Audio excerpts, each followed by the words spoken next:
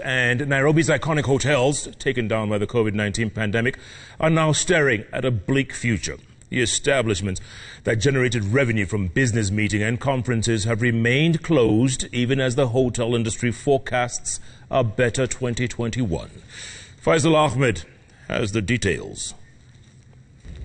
They dotted Nairobi's hotel industry, attracting the high and mighty when dining and meeting in the facilities. The InterContinental Hotel, Laico Regency and Norfolk Hotel equally played host to numerous conferences and business meetings. But with the novel coronavirus sweeping across the industries globally, the hotels, just like many others, shut their doors. Months after the government eased restriction measures initially put in place to curb the spread of the virus, the hotels remained a ghost town. Joining the list late December was Radisson Blu Upper Hill, closing its doors, citing tough economic times. An investment like that one could cost you anywhere between 3 to 4 billion shillings.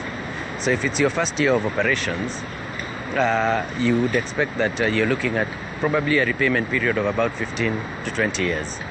And if in your first or second year of operation you're already struggling to service the loans, then it becomes very difficult. Hotel observers also indicate that they have taken a hit as their business models was anchored around business meetings. This now replaced by virtual meetings and or hybrid systems that only allows a limited number of people to congregate.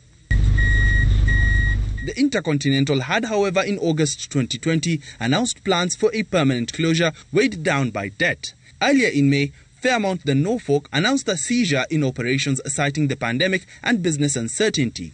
The hotels that have told us that they've shut down completely are just one or two. The rest of them are closing down as a strategic issue. Then they can come back and evaluate probably from the second quarter of this year to see whether they'll continue or they'll exit completely.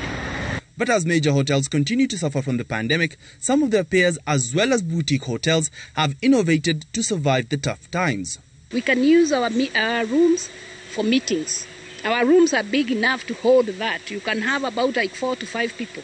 Some of our rooms are that big enough. The hotel industry in Kenya is also likely to face a second-time threat as most European countries have entered into a new phase of lockdowns.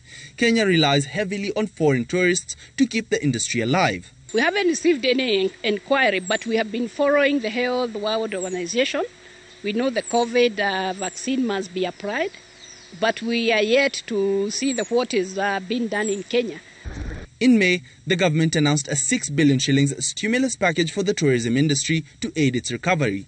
2 billion shillings was aimed at renovating the facilities, while the balance was to be administered through the Tourism Finance Corporation as soft loans. This yet to trickle down to most of the facilities.